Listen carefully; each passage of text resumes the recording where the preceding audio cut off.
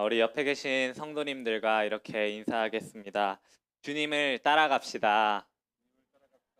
우리 다시 앞뒤에 있는 성도님들과 인사할까요? 주님을 따라갑시다. 네, 여러분 혹시 저속노화라는 말을 들어보신 적 있습니까? 저속노화. 저속노화는 말 그대로 늘는 그 속도를 늦추는 것을 뜻하는 말입니다. 요즘 이 저속 노화가 굉장히 유행을 하고 있는데요. 어, 저속 노화를 하기 위해서 사람들이 식단을 한다고 합니다. 이를테면 이런 식단을 하는데 양배추를 이용해서 한다던가, 렌틸콩을 이용한 밥을 한다던가, 이러한 조금은 노화를 늦출 수 있는 당을 관리해서 먹는 식단이 유행을 한다라고 합니다. 혹시 우리 성도님들 중에서도 하시고 계시는 분이 있을까요? 사람들은 이러한 유행하는 것도 이런 게 좋대라고 한다면 나도 한번 해볼까? 라는 마음이 들게 됩니다. 제가 어렸을 때는 등 푸른 생선이 그렇게 머리에 좋다고 해서 등 푸른 생선을 먹기도 했고요. 또 시간이 지나자 녹즙이 그렇게 유행을 했습니다. 그래서 아침마다 녹즙을 시켜 먹으면서 건강을 관리하는 것이 유행을 했었죠. 사람들은 유행, 또 뭐가 좋대라는 말을 들으면 그것을 찾아가고 그것을 따라갑니다. 오늘 성경 말씀에 나오는 사람들도 그랬던 것 같습니다. 오늘 본문 요한복음 6장 초반에 보면 어떤 이야기가 나오냐? 바로 이 오병이어의 이야기가 나옵니다. 예수님께서 사람들에게 보리떡 5개와 물고기 2마리로 기적을 베푼 이야기입니다.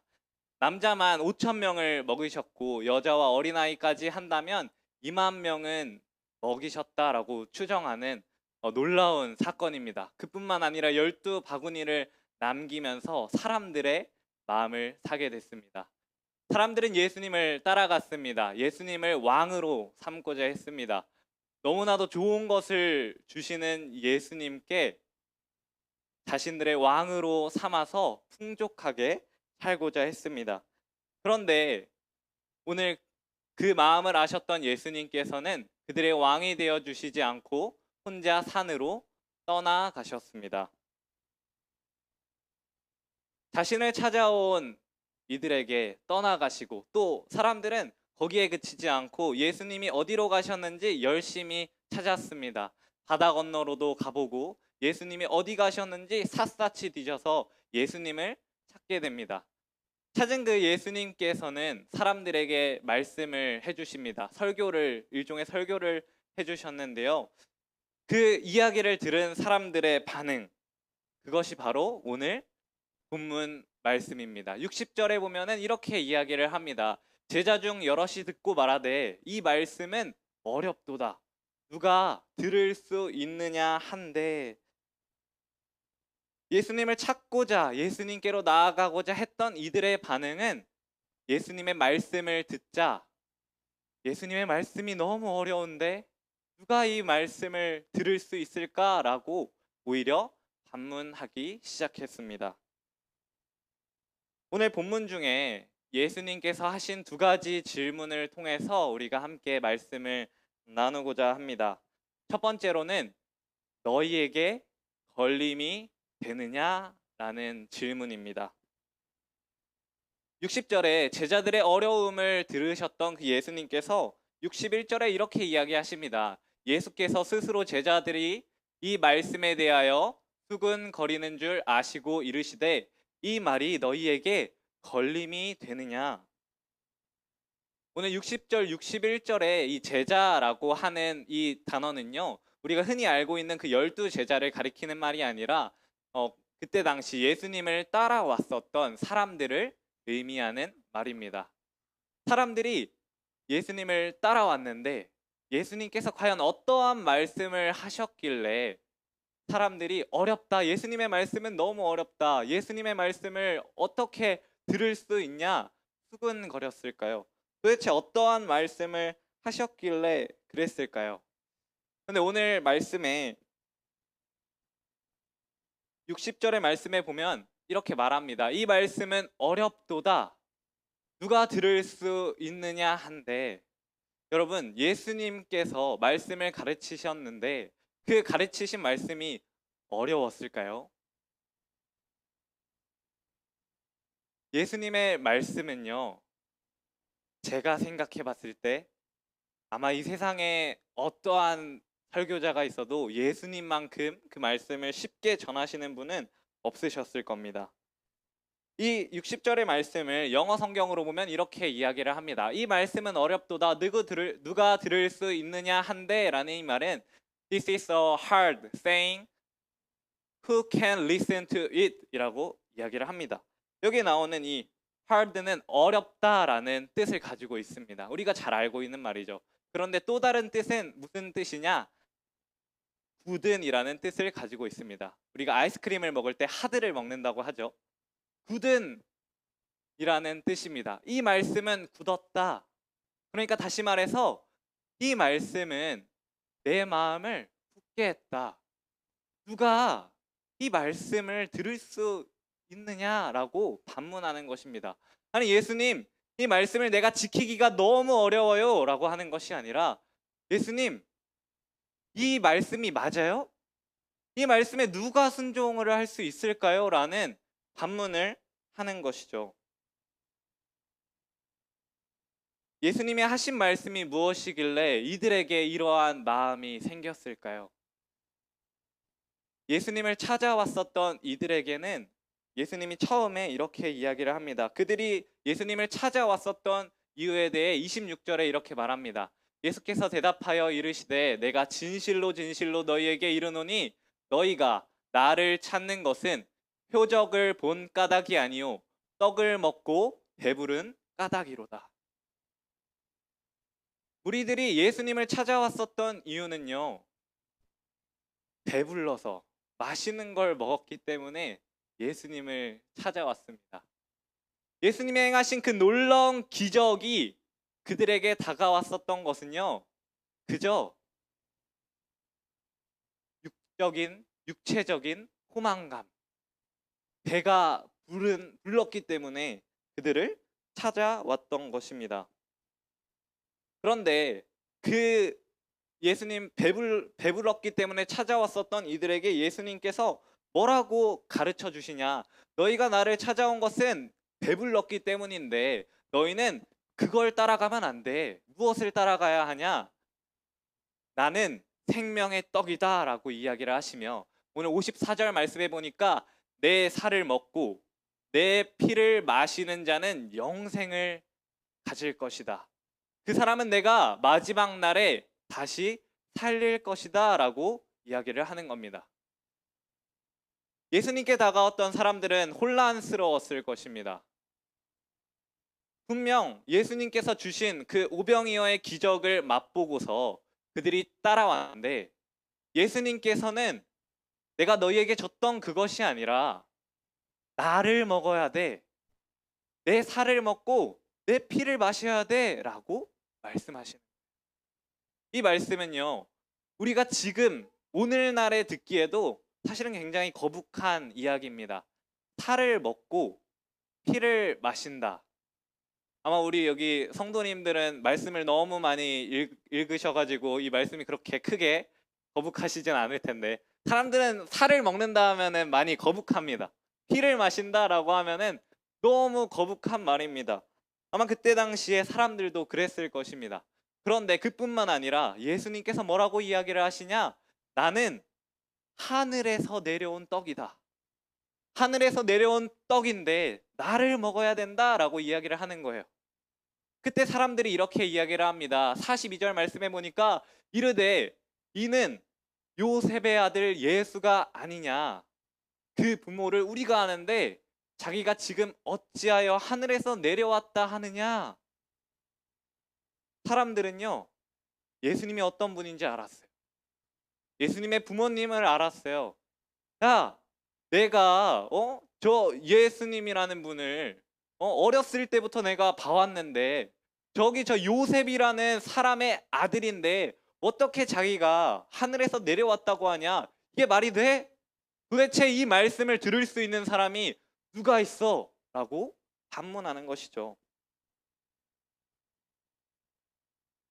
예수님은 그러한 사람들에게 오히려 설득보다는 하나님의 놀라운 말씀을 이야기하십니다. 62절 말씀에 보면 이렇게 나와 있습니다. 그러면 너희는 인자가 이전에 있던 곳으로 올라가는 것을 본다면 어떻게 하겠느냐? 다시 말해서 내가 하늘에서 내려왔다고 해서 너희가 지금 걸림이 있는데 그럼 내가 하늘로 다시 올라간다라고 한다면 너희는 어떻게 하겠느냐? 라고 예수님께서 묻는 것이죠. 신앙생활을 하며 아마 가장 많은 부딪힘이 있는 부분이 바로 이 부분이 아닐까 싶습니다. 말씀이 우리의 생각 가운데 와닿지 않습니다. 하나님의 말씀이 도저히 이해가 되지 않습니다.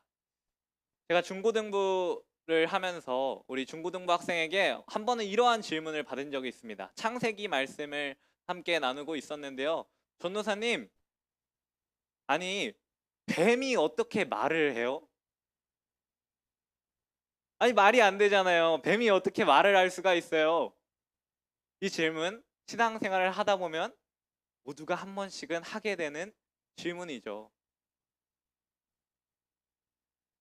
우리가 신앙생활을 할 때 말씀에서 막힘이 찾아옵니다.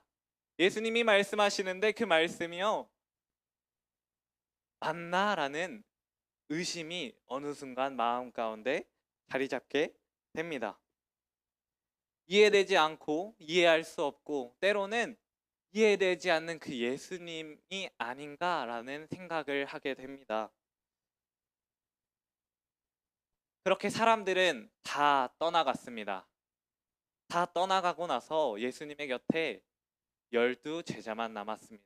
그 12 제자에게 예수님께서 말씀하십니다. 너희도 가려느냐? 너희도 가려느냐?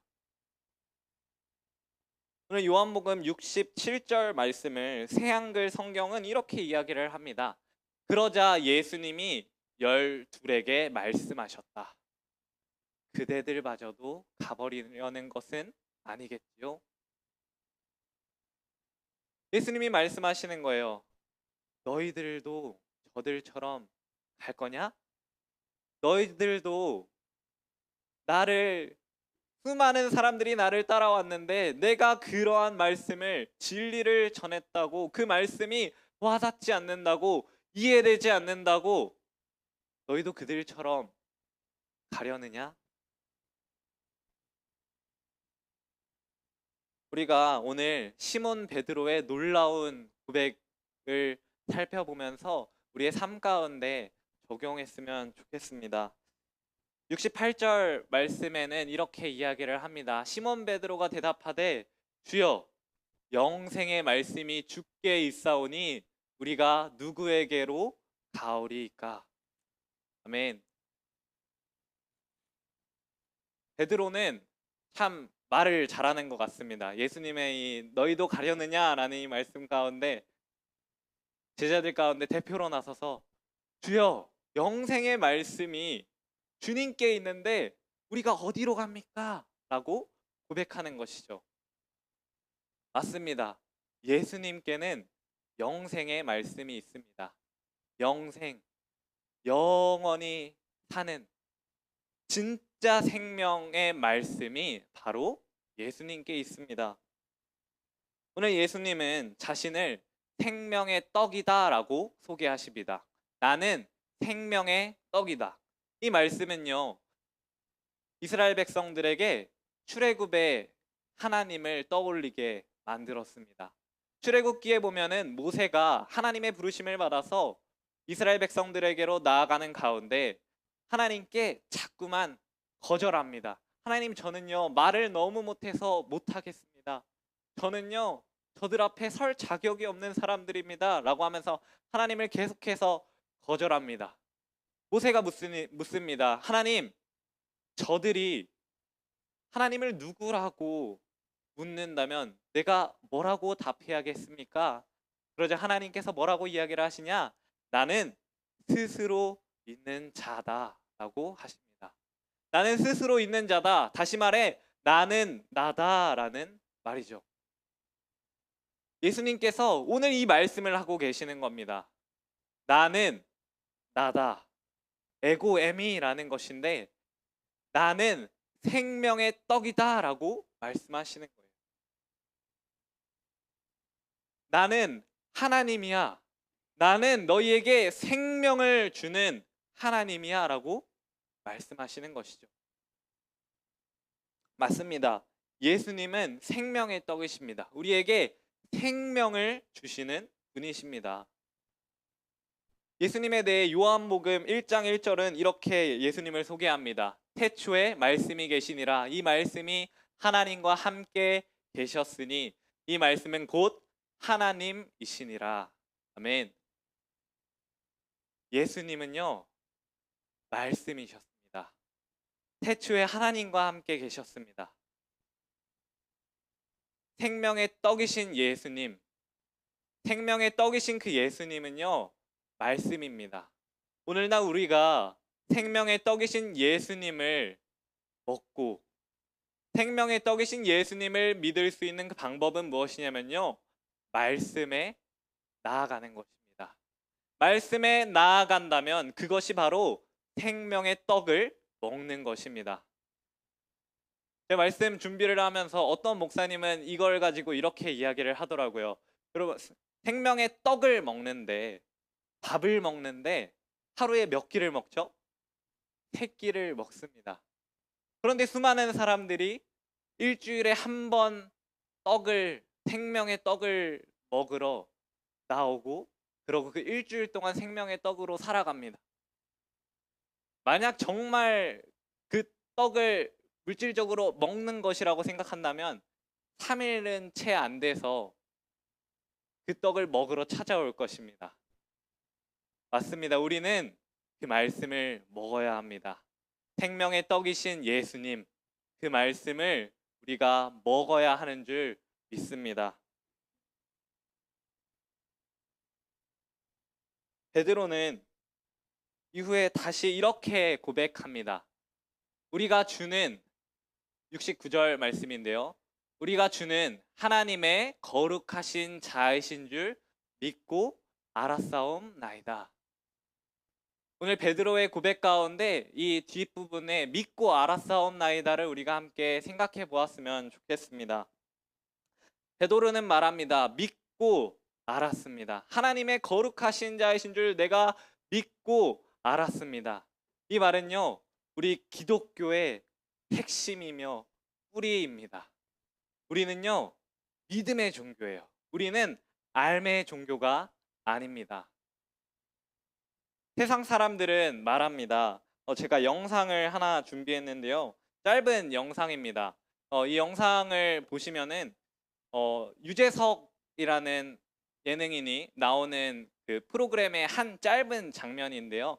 그 퀴즈를 풀면은 상금을 받는 프로그램입니다. 그 프로그램에서 상금을 받았을 때에 어떤 권사님이신 것 같은데 그 권사님의 반응이 사람들을 굉장히 웃기게 했습니다. 한번 영상을 좀 틀어주시겠어요? 소리를 틀어주세요. 다시. 20만 원. 네, 고맙습니다. 저 2장만 더 주시면 돼요.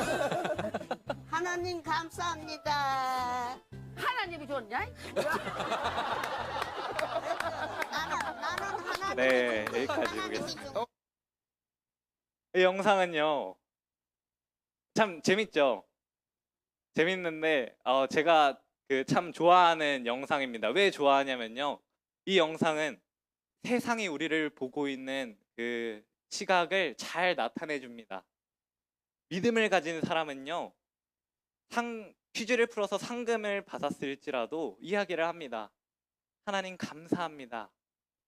나는 하나님이 주셨는데 이렇게 이야기를 하죠. 그런데 믿음이 없는 사람은 뭐라고 이야기를 하죠?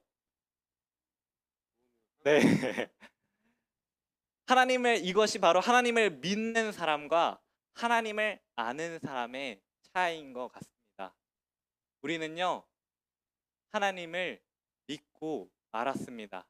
세상은요, 하나님을 알고 있습니다. 그러나 믿지 않아요.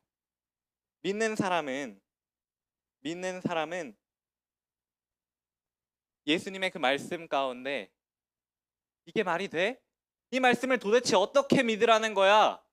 라는 불평을 하고 떠나가는 것이 아니라 믿음을 가진 사람은요, 맞아.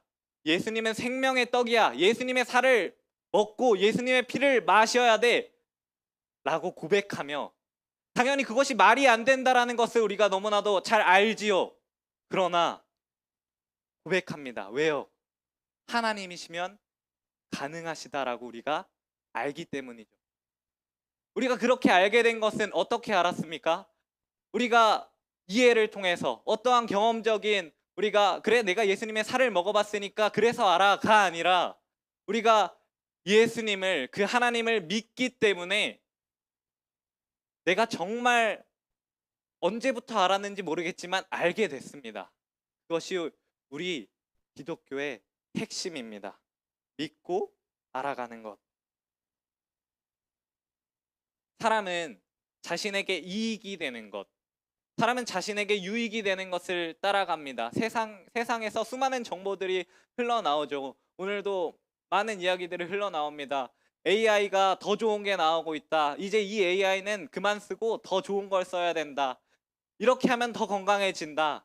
또 혹은 교회에서도 수많은 말씀이 흘러나옵니다. 그 말씀 유튜브 가운데 그 말씀이 정확하게 검증된 것인지 아닌지 모르겠으나 계속해서 그러한 말씀들이 흘러나옵니다. 수많은 그 정보의 시대 가운데 우리는요, 세상 사람들이 좋다는 것을 따라가지 않았으면 좋겠습니다. 유행하는 것을 따라가지 않았으면 좋겠어요. 이 말은 무슨 말이냐? 사람들은 좋다고 하는 것을 따라갑니다. 여러분, 예수님께서는 우리의 인생 가운데 가장 좋은 것 되시는 분이십니다. 우리의 인생 가운데 가장 좋은 것 되시는 분이 내 안에 계시고 내가 이미 소유하고 있는데 도대체 세상에서 어떤 게 좋다라고 이야기한다고 해도 내가 그것을 따라갈 이유가 있겠습니까? 내 안에 이미 가장 좋은 것이 계시기 때문에 사도 바울은 이렇게 이야기를 했습니다. 이전의 것들은 다 배설물로 여기고 예수를 아는 그 지식만을 가장 고귀한 것으로 여기겠다라고 고백합니다. 그렇습니다, 여러분. 우리는 믿음으로 살아가는 사람들입니다. 예수님이 우리에게 말씀하십니다. 너희도 가려느냐? 우리가 오늘을 살아가면서 또 특별히 고난 주간을 한 주간 살아가게 될 텐데 우리가 그 기간을 살아내면서 우리가 믿음으로 나아갔으면 좋겠습니다. 세상은 말하죠. 왜 새벽 예배가 또 예수님한테 그렇게 기도한다고 뭐가 달라져? 우리 학생들에게 가장 많이 받는 질문은요. 학교에서는 진화론을 가르칩니다. 세상이 우연히 만들어졌어 라고. 그런데 우리는 항상 말합니다. 하나님께서 이 세상을 창조했다라고. 우리는 어렸을 때 배우면서부터 자라면서까지 세상과 싸우며 살아갑니다. 그런데 그 싸움의 키포인트는 예수님을 소유하는 것인 줄 믿음으로 고백합니다. 오늘 예수님이 우리들에게 질문을 던지십니다. 너희도 가려느냐? 찬양을 좀 준비해 줄 수 있을까요? 우리가 이 시간 함께 찬양할 때요.